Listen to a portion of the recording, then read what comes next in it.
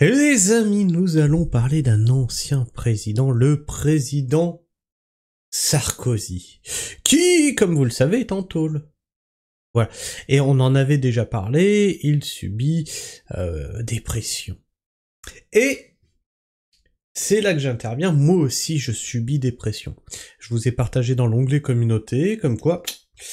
YouTube, ça devient très très compliqué, hein. Si tu dis certains mots, c'est bip, faut biper. Donc moi, je sais pas comment je vais finir par faire mes vidéos, je vais devoir biper quasi l'intégralité de ce que je dis, puisque même des mots du langage normal, c'est vulgaire. Si tu dis une noqué, donc tu remplaces le O par un I, c'est vulgaire. Biaisé, t'enlèves le I, c'est vulgaire.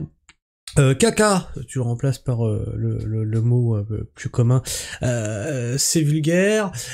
Fils de professionnel, c'est vulgaire. C'est voilà, c'est au bout d'un moment, voilà. Et il paraîtrait que bon bah voilà, je vais bientôt plus pouvoir parler de politique si on continue comme ça. Voilà. Ah bah oui, parce qu'attention, hein, on n'a pas le droit de parler de sujets controversés. Donc dernièrement, j'ai reçu une demande de retrait d'une de mes vidéos. Je l'ai retirée dans le quart d'heure. Et je reçois en notification sur YouTube, clôture de votre chaîne dans 7 jours. Alors, je suis en contact là avec YouTube, je leur demande c'est quoi, c'est un bug, qu'est-ce qui se passe, pourquoi j'ai pas reçu de mail qui me dit que ma chaîne va être clôturée, comment, c'est quoi le problème? On sait pas, on regarde.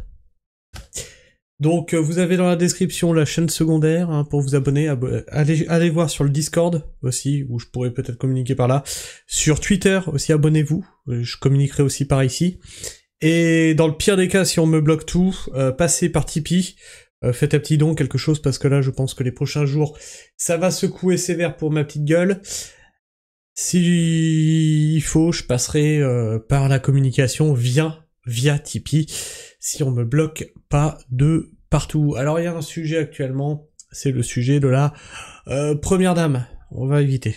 Voilà, il y a des plaintes qui sont tombées, etc. Il y a un procès en cours. Je n'en parlerai pas, parce que là, malheureusement, actuellement je peux pas. J'aurais aimé, mais là je peux pas. Voilà, c'est ça quand tu es une chaîne qui dit réellement les termes, c'est que là tu te ramasses les GAFAM et l'État sur la gueule. Si vous voyez des chaînes qui n'ont pas de problème de censure, c'est peut-être parce qu'elles sont de connivence avec le gouvernement. Mais bon, on va parler de notre ancien gouvernement, peut-être que là j'ai le droit. Donc notre président Sarkozy. Nouvelle nuit agitée pour Nicolas Sarkozy à la prison de la Santé à Paris.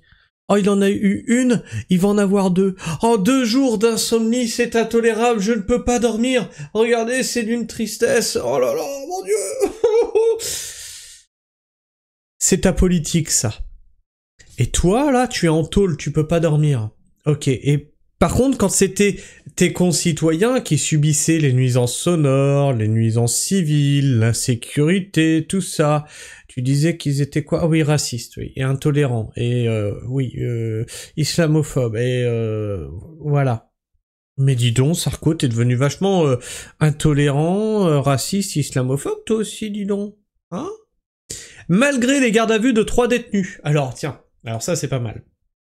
Toi, tu vas en tôle, toi, t'es un Pékin lambda. Tu subis ce qu'il subit. Il y aura rien. Il y a 2 gardes du corps devant la cellule à Sarkozy. Hein? Toi, t'auras pas le droit à ça. S'il faut que tu te prennes un coup de chlasse, tu vas te le prendre. Voilà. On a embêté le président, on a embêté Nico. On a embêté le petit Nico. Donc tu vas, tu vas en garde à vue. Garde à vue pour les 3 détenus, voilà, qui ont embêté le petit Nico. Plusieurs prisonniers ont fait du vacarme pour l'empêcher de dormir. Ah, ça, visiblement, ça les calme pas, les gardes à vue, t'as vu? Ah, tu commences à te rendre compte que, bah, la justice, ils en ont rien à foutre, en fait. L'ex-président s'est plaint à son avocat. Oh, s'il vous plaît. Tous les prisonniers font du bruit, ils crient, ils hurlent. Non, sans déconner. Nico découvre la vie. Eh, tu peux pas faire comme tu faisais quand t'étais président. Descends un petit peu là, me le dire en face, entouré de 10 gardes du corps, hein. C'est rigolo, là. Hein. Tu peux plus les insulter, là, comme tu nous avais insultés, hein. Tous les prisonniers, ils font du bruit. Le petit Nico qui découvre la vie. Sérieusement. Alors on va voir tous les prisonniers qui font du bruit. Mais ça, c'était ce que... Tu sais, ton plan de métissage, là, tu disais, on y ira s'il faut par la force. Mais la France est un pays de métissage. Hein, tu t'en rappelles de ça? Bah là, bah tu subis ce que tu nous as fait, en fait. C'est triste, hein.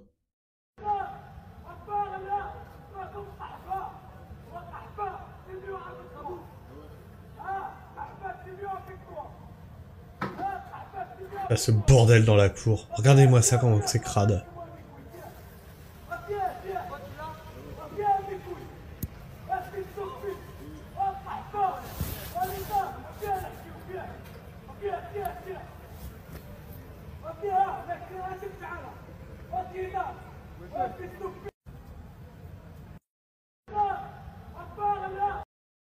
On n'est pas dans la cellule de celui qui gueule. Vous sentez l'arnaque se profiler? Il va tomber malade, en dépression et patin un coup fin. Et hop, sortie anticipée pour raison médicale et convalescence aux Bahamas avec Carla, qui lui jouera de la mandoline. Ça va pas m'empêcher de dormir, qu'il ait du mal à dormir. Surtout un tolard qui vit à nos crochets. Je vais pas vous le cacher, j'y prends un certain plaisir.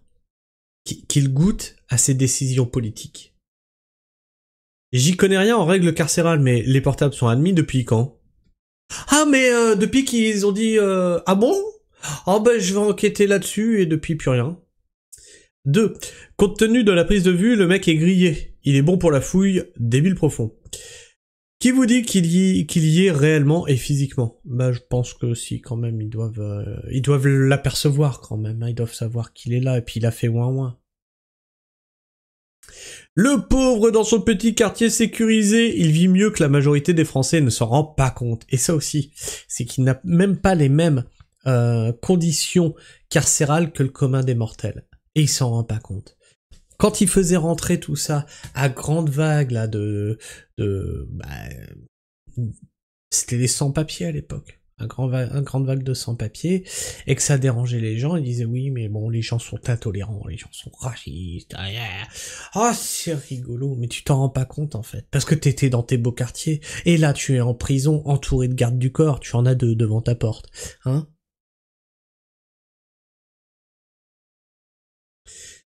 Ils leur font jamais nettoyer la cour, petite occupation saine, qui incite à ne pas recommencer à tout dégueulasser. Ouais, je trouve, effectivement, c'est bien dégueulasse, la cour. Bienvenue en prison, si c'était censé être agréable, on t'y enverrait pas en réel. Bah oui, oh mince, la prison c'est pas agréable, oh comme c'est dommage, oh mince, moi qui croyais aller au Club Med. S'il n'en avait pas fait entrer autant sous son mandat, il dormirait peut-être mieux.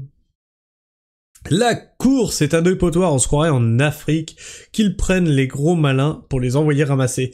Qu'on l'aime ou non, Sarkozy ne mérite pas un tel traitement. Si. Ah ben il mérite un traitement tel que tout le monde en fait.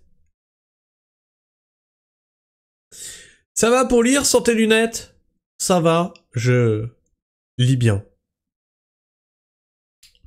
Je suis assez friand de ce genre d'humour. Et toi, qu'est-ce que tu penses de tout ça? Sarko en tôle, Sarko subit les incivilités, Sarko ne peut plus dormir, Sarko fait des insomnies. Devrait-on le plaindre? Je t'invite à me le dire dans l'espace commentaire.